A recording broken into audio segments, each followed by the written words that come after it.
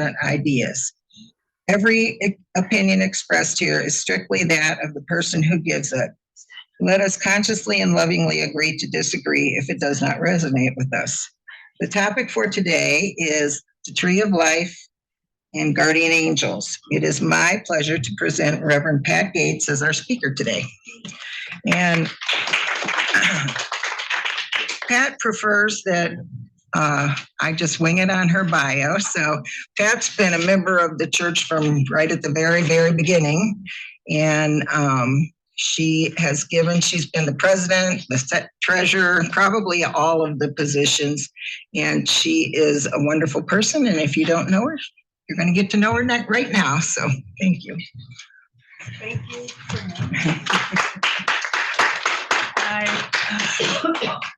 This has got to come out because I cannot standing behind this podium because I'm not that tall and you can't see me. And I would rather you see me than stand back here and be hit because I feel hidden back here. So, yes, I am a reverend of the church. I am a licensed massage therapist for the last 20 some years.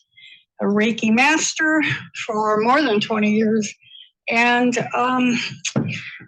into spiritualism since late 1980s. Even before that, but I didn't know that's what it was when I started investigating. So my topic today is the Tree of Life and Guardian Angels. Now, I went and looked up on the internet what their definition of the Tree of Life is. And it's an ancient Celtic symbol of balance, harmony, and rebirth. I've had a lot of those lately. Powerful, sacred, wise beyond measure, and a portal to the other world. Life-giving sanctuaries, symbols of rebirth. The Celts of ancient times believed that trees had several powers and were the source of life. They also talked about the Tree of Life is a common idea in cultures throughout the world. It represents at times a source of life, a force that connects all lives, and the cycle of life and death itself. There were many more. The other one I wanted to bring up is that most people would say the Tree of Life jewelry is said to bring good luck.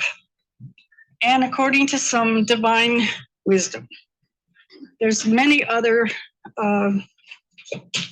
things to look at about the Tree of Life. And why do I relate it to guardian angels?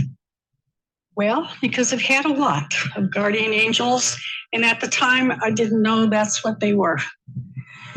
I got married at 19, and I stood at the back of that church and I heard, you're making the big mistake. Did I walk away? No. 5 years later, I was divorced. There were many times between then and when I finally recognized that our lives, my life, was being helped along by guardian angels. By the way, if you can't hear me, please raise your hand or go one of these, up, up, up. Because I'm hard of hearing. I wear hearing aids, and even with hearing aids, I can't always hear the person up here because they're still very soft-spoken. So to you first, future speakers, speak up. Anyway, so I went for a hearing. I was supposed to go for a hearing test. As it turned out, the audiologist wasn't there. There was a mistake made somewhere. So they said, as long as you're here, you want to go have your hearing, your other tests, they check your throat, your nose, everything. I said, sure, why not? They found polyps on my vocal cords. And because I was a 25-year smoker, they couldn't guarantee it wasn't cancer. So I said, they decided they were going to do laser surgery. And to have the surgery, you couldn't smoke 24 hours before the surgery or 10 days after the surgery, and neither could you talk to anybody. Am I buzzing?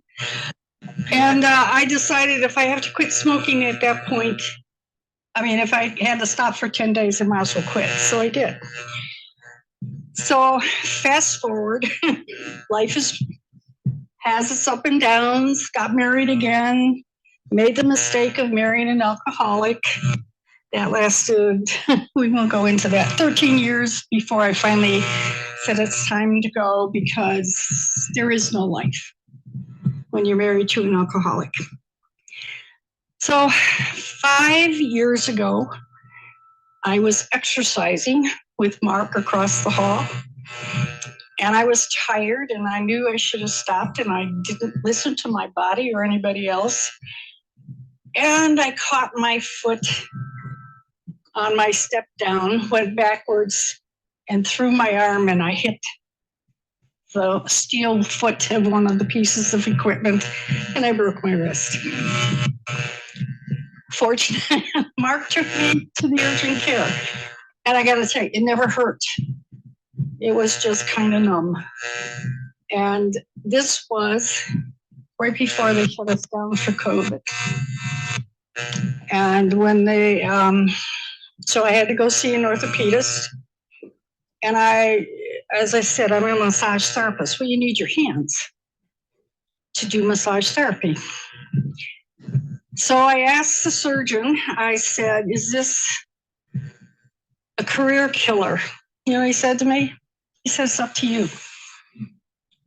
It can be if I so choose it to be, or I can continue on. Well, I spent 6 months after the healing from the broken wrist with a hand therapist. Got my function back, got my strength back. And of course, with COVID, they shut everybody down. So for a couple months, I didn't have to worry about doing massage therapy. And then I was able to go back to work before other people as massage therapist, because I did workers' comp and I did personal injury cases. So I was able to go back to work. So there we go. I'm still working. Oh, yeah. 2 years later, I am, it's on a Tuesday. I'm scheduled to go work out with Mark. I wake up and my leg is killing me.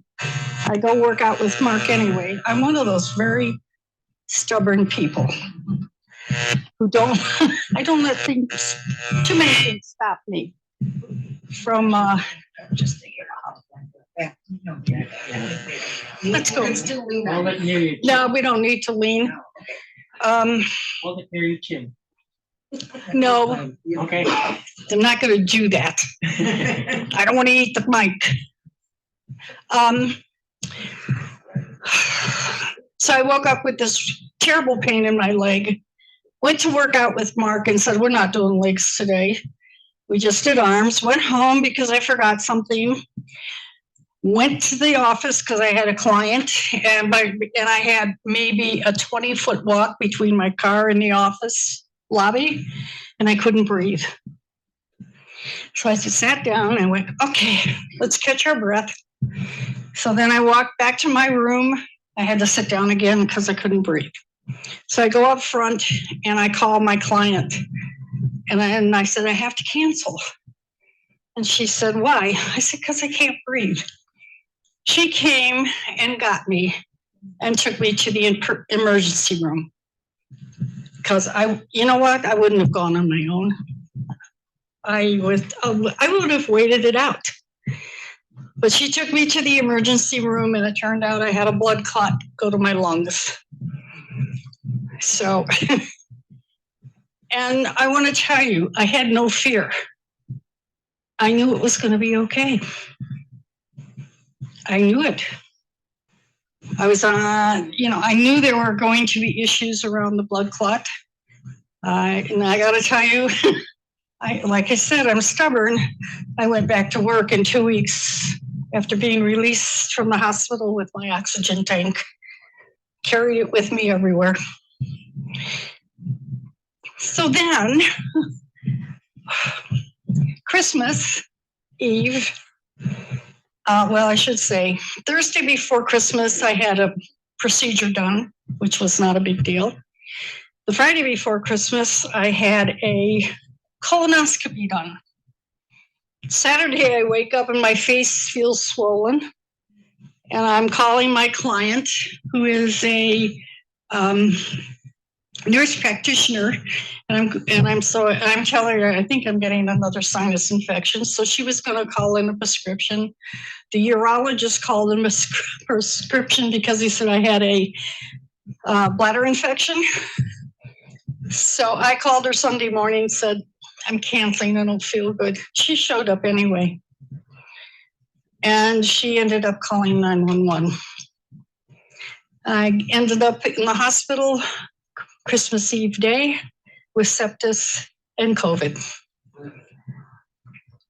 And I'm going, well, so if it weren't for because I would have sat there. She said, just take your temperature. I said, no, I couldn't find my thermometer. I said, I don't know where I put it away. So I was in the hospital for 5 days. Went back to work the following week. And then last week, not last week, the week before, I ended up in the ER again. I was listening to the news, and there was a TV personality that I remember from years ago, and she talked about how she ended up in the emergency room with a heart attack she didn't know she was having.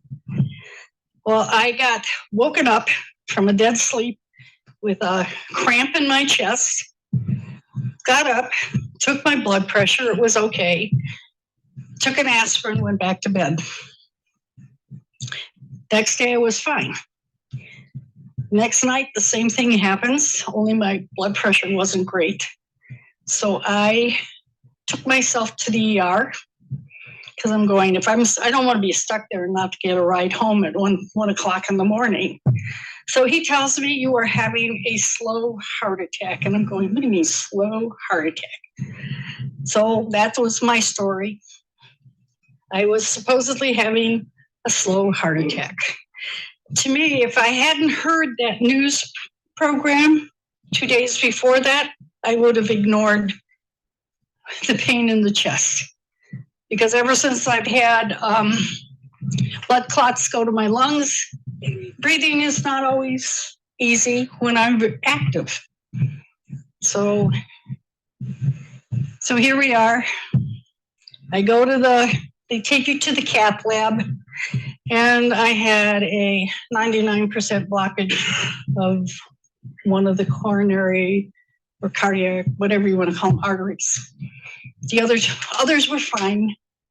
They put me on medication and they said, come back. But it's like there are people put into our lives. Apparently it's not my time to go. I still have work to do here. And I really believe that I'm not done working here. I have things I need to do. Well, I don't know what they are yet, but I have to be here. Not egotistically have to be here, but I think the universe says you're not done. And I'm sure I'm not the only one that feels that way. So many of us are doing a lot of important work, whether we believe it's important or not. And we minimize what we can accomplish and what happens to us. Ask me how seriously I'm taking my heart attack. I'm here. I went back to work. Because I can't focus on the negative of what happened. I have to focus on the next step that I have to take in front of me. All we have to do is take the next step, whatever the next step is. And sometimes we have guardian angels that help us take that next step. And I think I've used up my time. So. More to say, go ahead. I don't know if there's more to say. Sid, you're done. Oh, they said. Yeah, you're done. Okay, here's your mic back. Anybody have any questions? Anybody have questions for Pat? Okay. Thank you for pointing out that we should be aware of messages either through songs or people that show up in our lives, and to be self-aware that has meaning. Also, that we need to provide that same love and ripple effect out into the universe of people that we know. Be somebody else's guardian angel. Right. So thank you for that. Yeah. Good. Thank you for your message. Thank you for who you are. I would never know all this going on.